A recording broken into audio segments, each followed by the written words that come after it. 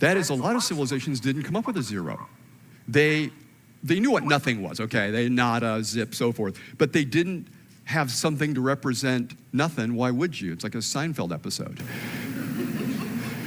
The thing is that Fibonacci comes along, brings the zero to Europe in the 12th century, and we've been finding it really useful ever since then. So here's the question. Is the zero natural and we discover it, or is it an act of imagination? Now, these same skills, these same abilities are at the basis of our creativity. That whenever something is invented or created, it's always, what is this in terms of that? And Tesla, for example, figured out alternating current by watching the spinning of a water spring. Picasso invented modern art by looking at primitive art. And of course, famously, Steve Jobs thought of the personal computer as an appliance. So it would seem like we'd want more imagination, we'd want to unleash the imagination. Except you can find a lot of places where the imagination is unleashed. They're called conditions under uncertainty. They're places where the outcomes are not predictable.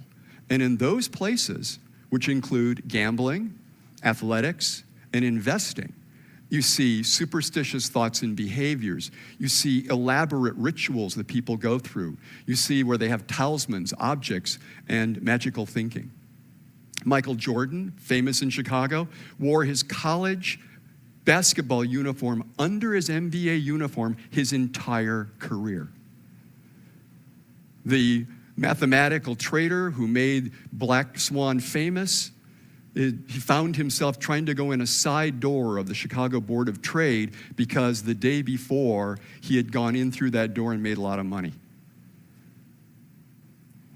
And in our times, more and more of us are experiencing the world as uncertain, our careers, our lives, and we see a rise in magical thinking, even to the point now where it's institutionalized and become a profit center.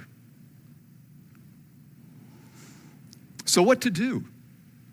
Well, we still have our rational thinking mind, what Kahneman and colleagues would call System 2.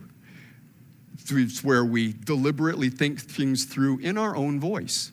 And this is a curious thing because we're thinking with our own voice and we're figuring things out. So clearly, this is the most important mental ability we have, and it's obviously in control. You know there's a number of fields questioning that right now. And we get down to how do we control? By language. Each of us grows up in a language, and we learn words, and this word means that.